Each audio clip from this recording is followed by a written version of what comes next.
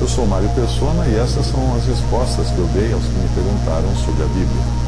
Olá meus amigos, olá minhas amigas, vós que me acompanhais pelas redes sociais. Eu estou aqui mais uma vez para ajudar vocês e hoje eu trago um vídeo do senhor Mário Persona.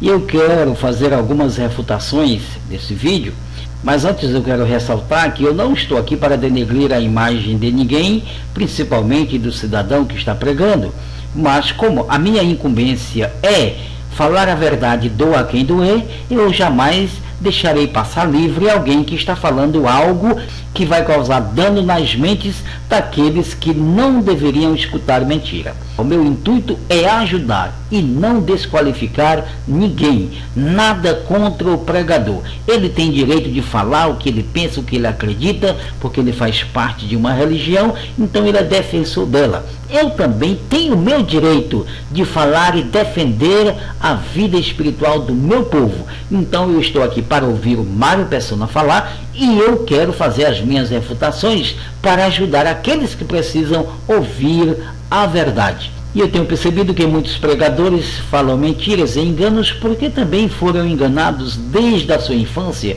Quando eles se convenceram na religião, já começaram a aprender nas coisas erradas. Então vamos ver o que Mário Persona tem para falar e eu vou fazer as minhas refutações para ajudar aqueles que acreditam no que eu falo. Você escreveu perguntando se o crente individualmente seria a noiva de Cristo. Na palavra de Deus nós encontramos referências a um relacionamento entre um noivo e uma noiva, tanto no Antigo Testamento, principalmente no livro de Cantares, como no Novo Testamento, com maior ênfase na Epístola aos Efésios e no livro de Apocalipse. Infelizmente, caro Mário Persona, você já está adentrando a um caminho que você não tem pleno conhecimento. E se tem conhecimento do que fala, é conforme a teologia dos cristãos e não a verdade do Messias. É evidente que nas Escrituras nós encontramos a figura do noivo e a figura da noiva. O noivo é realmente o Messias, o Mashiach de Israel. E a noiva é a comunidade verdadeira, o remanescente de Israel é a noiva do Messias. Então, quem é remanescente de Israel? São os cristãos? Não. O remanescente de Israel é reconhecido como 144 mil ou 7 mil homens que não se dobraram diante de Baal. Este é o remanescente de Israel. Somente este será salvo, porque somente este é a noiva do Messias. Cognominado em Romanos capítulo 9, verso 27, o emissário Shaul, que você chama de Paulo, ele faz menção das palavras de Isaías quando diz: embora que os filhos de Israel sejam como a areia do mar, somente o remanescente será salvo. O Messias não veio para igrejas evangélicas da terra. O Messias veio somente para o seu remanescente. Está em Mateus capítulo 1, verso 25, e o seu nome será chamado Yeshua, porque ele salvará o seu povo dos seus pecados. O seu povo, o povo remanescente. Esse de quem falou Paulo em Romanos capítulo 9, verso 27. Tá vendo? Se você quer dizer, Mário Persona, que esse povão aí de Constantino é a noiva do Cristo, eu acho que é muito mais fácil você pesquisar, analisar e ver as coisas com mais razão. Se você fizer uma pesquisa e ver aonde o Messias ficou com a sua comunidade e de onde surgiu essa igreja da qual eu fiz parte e você ainda faz, aí você vai perceber que a verdade não é essa que você está falando. E que aqui não tem noiva e não tem noivo coisa nenhuma no Brasil. Tá entendendo? Então veja lá, eu fui participante e você ainda é participante de um povo forjado, inventado, planejado por um imperador romano, um ímpio, um perverso. Inventou essa igreja nos anos 313 e ela foi reconhecida como a Igreja Universal, Igreja Católica Antiga, nos anos 382, pelo Papa Teodósio. E é essa igreja que você diz que é noiva do Cristo, nascida em Roma, porque ela não tem nada com o Messias. Absolutamente nada. Nos dois casos, o noivo é Cristo. Em Cantares nós vemos o relacionamento entre Israel, formado pelo remanescente judeu fiel, que se converterá após o arrebatamento da igreja. Opa, que é isso, homem? Que deslizada louca foi essa aí?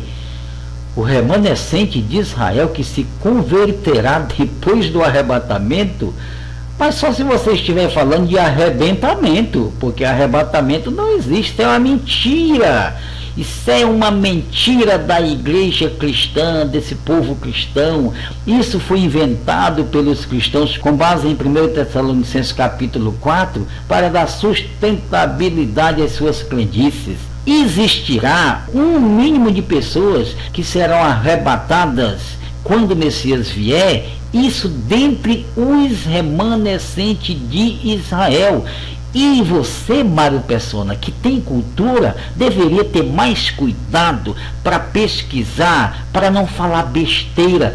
Você tem cultura, você tem letra, você não é para estar falando isso. Você deveria invejar o ministério de Shaul, Paulo, e tentar salvar alguns da sua família com a verdade. Porque se você continuar dizendo aí que esse povo romanista é noiva de Cristo, você vai levar todo mundo para o abismo da mentira e você vai também enganchado com eles. Então, pesquise, tome cuidado. Esse povo que você chama de Igreja do Messias, isso nasceu nos anos 313 pelo imperador Constantino e foi consagrado à Igreja do mundo em 382. Nada do Messias. O Mashiach de Israel, ele é o Yeshua. E esse salvador dessa igreja que o Constantino inventou é Jesus. Jesus Cristo. Esse salvador dos cristãos foi inventado pelos gregos. Não tem nada a ver com o Yeshua, o filho de Yahweh.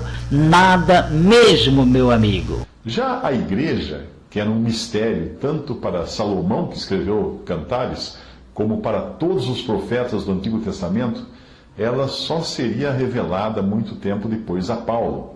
Portanto, em nenhum lugar do Antigo Testamento você irá encontrar a igreja. Na verdade, caro Mário Persona, você disse muito bem, esse vocábulo igreja, ninguém vai encontrar no Velho Testamento. Sabe por quê?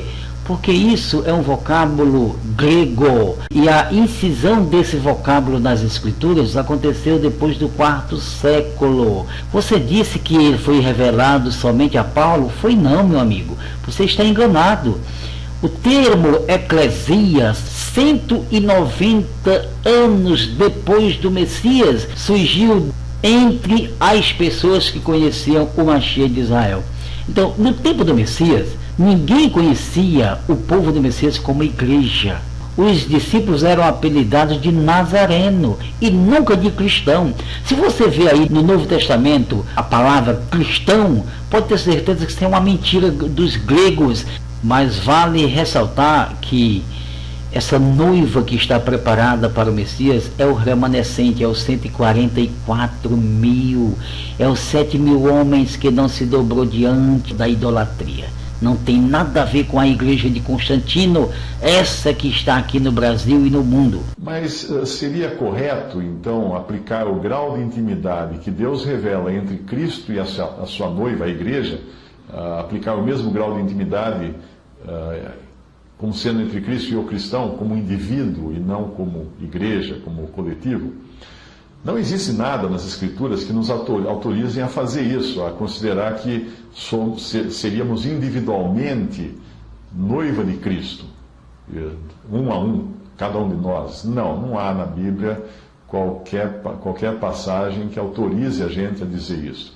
A passagem em Efésios é muito clara ao indicar que a figura do relacionamento entre marido e mulher é aplicada a Cristo e à igreja no seu sentido coletivo, como o conjunto de todos os salvos, e não a Cristo e ao crente individualmente. Você falou muito bem, Mário Persona. A igreja de Cristo que é consubstanciada por todos os salvos. E se você não sabe, fique sabendo agora. Os salvos é o remanescente. Não tem nada a ver com vocês. A primeira mensagem que os judeus ouviram foi anunciado a José e a Maria. Em Mateus capítulo 1 e verso 25, o que nela está gerado é do Espírito Santo, porque ele salvará o seu povo dos seus pecados.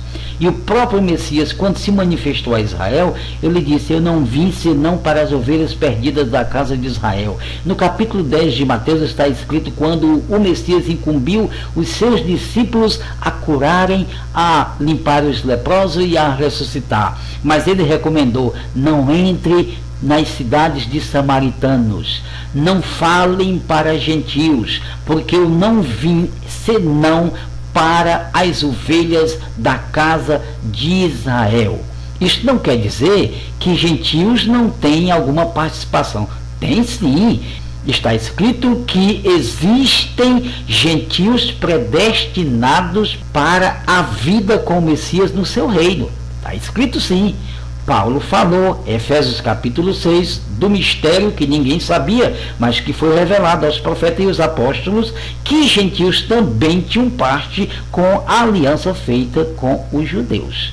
Tudo bem, existe sim, e já vimos a manifestação no começo logo da pregação do Evangelho, quando Paulo e Barnabé estavam em um certo lugar anunciando as boas novas para os judeus e eles rejeitaram, e lá o narrador diz que quando rejeitaram Barnabé e Paulo, os gentios acreditaram neles, e aqueles gentios que haviam sido predestinados para a vida eterna, esses se manifestaram e seguiram a Paulo e a Barnabé.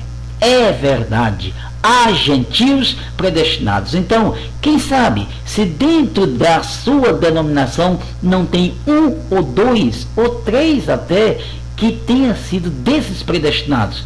Agora, a igreja evangélica, de modo geral, não tem nada a ver com o Messias. Existem alguns gentios no meio delas. Quem sabe, Mário Persona, você não seja um, não é? Se quiser falar comigo, então me adicione no meu Facebook. Vamos conversar. Eu estarei aqui pronto para ajudar a qualquer um que suplantar a soberbice, o orgulho, o egoísmo e se converter ao Mashiach de Israel, renunciando de vez o Jesus dos gregos. Esta é a verdade, doa a quem doer.